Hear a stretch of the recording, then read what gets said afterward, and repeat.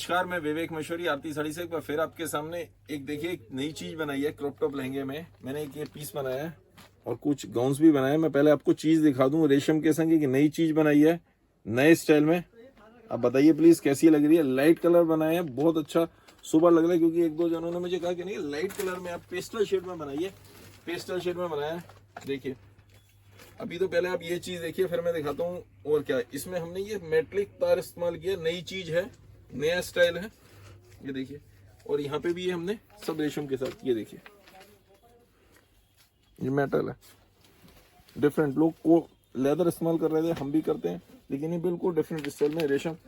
Flare देखिए कितना अच्छा, और पीछे और बहुत बढ़िया रेंज वाइज पीस आया है। इसका मैं आपको दुपट्टा भी दिखाऊं तो दुपट्टा बहुत खूबसूरत है, मतलब दुपट्टे में भी तार डाला हुआ है। मेन चीज यही है खूबसूरत के मतलब ये है कि जब इसको ऐसे डाला जाएगा, कोई भी जना लेगा इसको ऐसे या ऐसे, तो लुक भी फाइन डिफरेंट। और साइड में ये हमने इस तरीके से बॉर्डर भी दिया हुआ है दोनों साइड में। रेंज वाइज बहुत बढ़िया। और इस पीस को आप, मुझे उम्मीद है हर एक से, जितने मेरे कस्टमर हैं, हजारों कस्टमर हैं, कि इसके मेरे हजारों पीस बेचेंगे आप लोग। बाकी चीजें मैं और भी बनाता हूँ, अभी गाउन बना के आता हूँ, वो मैं आपको दिखाऊंगा। देखिए इस तरह की चीज भी बहुत बनाता हूँ, जो कलकत्ता की है बनाता हूँ। और ये मेरे ऐसे ही कॉपी है जो हम पार्सल के पार्सल बेचते हैं, सब जने कस्टमर लेते हैं बहुत तरीके से, ठीक है। और एक ये गाउन बनाया मैंने, ये देखिए।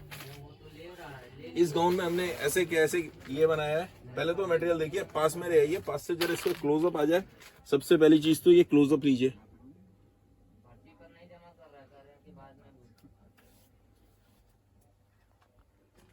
ये क्लोजअप देखिए। अब इसमें हमने मेटलिक तार करके इस तरीके से किया है। ये पीछे दुपट्टा इसके संग अटैच किया, छोटा दुपट्टा, और ये यहाँ पे फ्रंट में ये इस तरीके से लिया। इसका यहाँ पे टेक्सचर ऐसे आएगा, ये टेक्सचर का गेम है मेन। और नीचे देखिए, नीचे भी हमने इस तरीके से दिया है। फ्लेयर बहुत अच्छी, बारबी स्टाइल को हमने नए स्टाइल में ले गया, फ्यूजिंग में अलग तरीके से दिया है। ये सबसे मेन तो ये देखिए, ये पैटर्न जो है। और बाकी पीस भी मैं आपको दिखाता हूँ। ये इसका आगे क्लोजअप आ गया, बहुत अच्छा, बहुत बढ़िया पीस है। यदि ये इसको गोल घुमाएंगे तो लगेगा हाँ कोई पीस पहना हुआ है। ये देखिए पीछे भी ना इस तरीके से, बैक में भी ये इस तरीके से आएगा टेक्सचर। जब ढंग से ड्रैप किया जाता है तो डमी पे हमने ऐसी फोटो। देखिए एक ये कलर और बनाया इसी डिजाइन में, मैंने इसे डस्टी में लिया है, डस्टी पर्पल कह लीजिए, इस टाइप का कलर। वही स्टाइल, दुपट्टा पीछे अलग लिया है, इस तरीके से वो अटैच है। और यहाँ पे ये हुक से इस तरीके से बनाया हुआ, ये पैटर्न ही अलग बनाया है हमने। ये देखिए ये यहाँ पे इस तरीके से निकल रहे हैं, बिल्कुल डिफरेंट स्टाइल सर। कोशिश करिए कुछ डिफरेंट बना के देने की आप लोगों को। और मटेरियल देखिए, मटेरियल में एक एक नग में कितनी फाइन क्वालिटी का, मतलब ये सारा का सारा जो है स्टोन्स जो है हमने शीशे के बढ़िया क्वालिटी के इस्तेमाल किए हुए हैं। जरकन भी जो है बहुत बढ़िया क्वालिटी की इस्तेमाल की है। ये देखिए एवरीथिंग इज परफेक्ट, ये देखिए।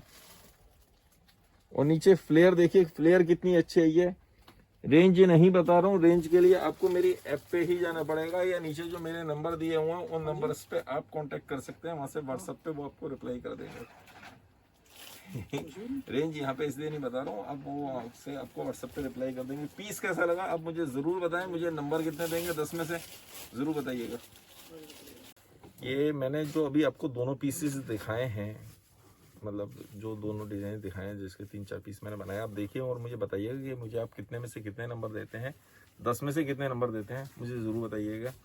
और आज मन की बात में सोच के तो मैं कुछ और आया था, लेकिन सबसे पहले और सबसे ज़रूरी जो तो वो चल रहा है, किसानों आंदोलन चल रहा है।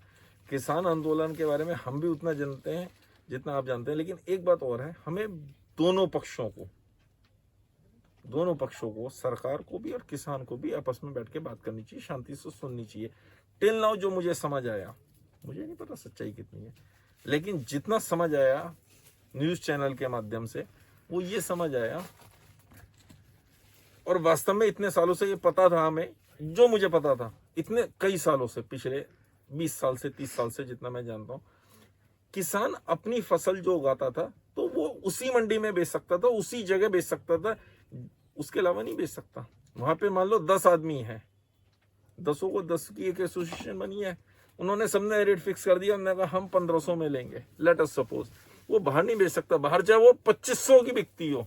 आज कई बार ऐसा होता है कि हम सुनते हैं कि मंडी में कोई भी आइटम का रेट, लेट अस सपोज टमाटर का रेट 10 रुपए किलो है, ₹10 ₹12 में कोई उठाने वाला नहीं है, किसान फेंक रहा है। और यहाँ पे ₹50 मिलता है, ₹40 मिल रहा है, ₹30 मिल रहा है। यार ये गैपिंग कहाँ पे है, डिफरेंस कहाँ पे है? ये हमेशा रीजन होता है। आज एमपी का गेहूं है, सीन हटाई देता हूँ, एमपी का गेहूं है, वहां पे 17-18 रुपए भी नहीं बिकता, 17-18, 20-22 रुपए। यहाँ पे 30 रुपए में, 35 रुपए में, 40 रुपए में लोग खरीदार बैठे हुए हैं कि मिल जाए। जो थोड़ा सा जितना मुझे पता है, यहाँ पे वो माल नहीं मिलता। उस आटे में, उस टेस्ट में बहुत डिफरेंस है। तो जो इन्होंने कहा अभी तक गवर्नमेंट की तरफ से कि आप अपना फसल कहीं पे भी बेच सकते हो, गलत नहीं है, बिल्कुल सही है, दे आर करेक्ट। एमएसपी जो दूसरा मुद्दा है कि minimum selling price, minimum selling price क्या होना चाहिए? एक वो है, वो कह रहे हैं कि हमने, आप कहोगे आप गवर्नमेंट की तरफ से बोलो कि अभी तक ये हटाया नहीं है, मिनिमम सेलिंग प्राइस है, लेकिन अब उससे ऊपर बेचना चाहो तो बेच सकते हो। It is not wrong, I think it is not wrong.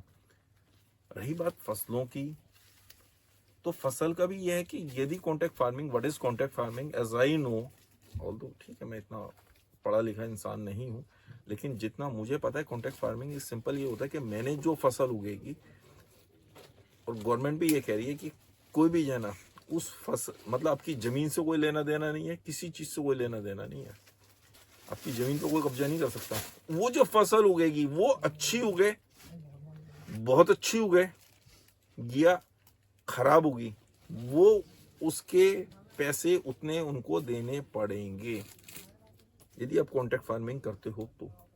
बहुत सारे जने, as I know in MP and lots of other cities, other states, as I know कि वो करते हैं, इसमें तो कोई दिक्कत नहीं है।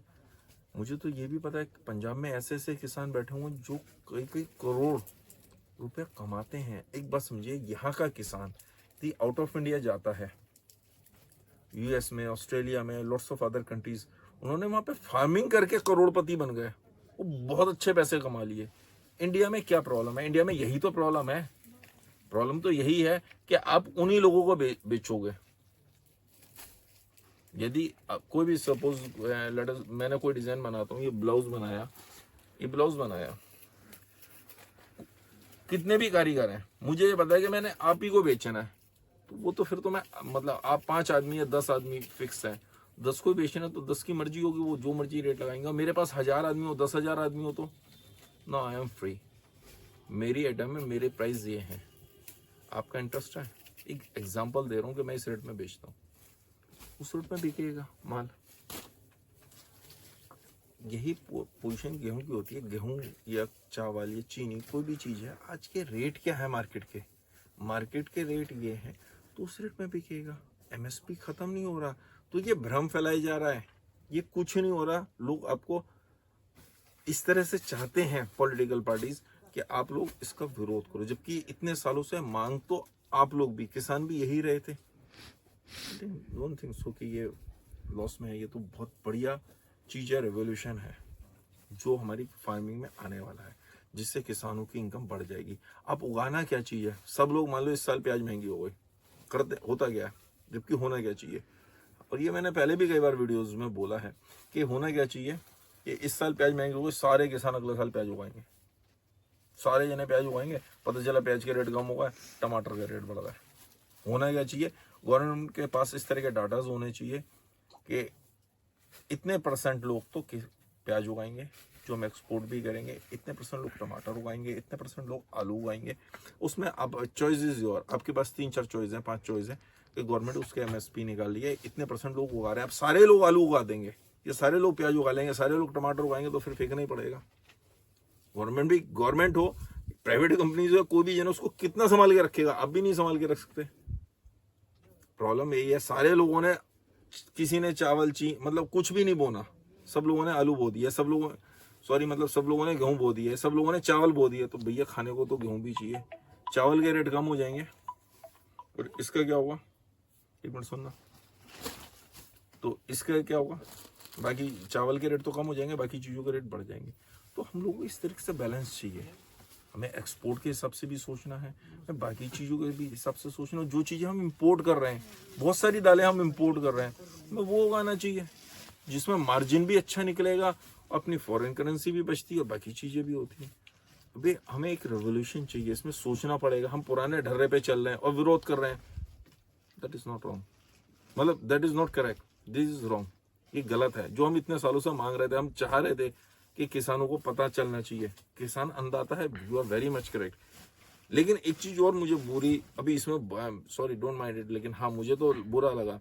किसान कह रहा है कि हम दिल्ली वालों का मतलब दूध और सब्जी फल वगैरह सब बंद कर देंगे, दैट इज रॉन्ग।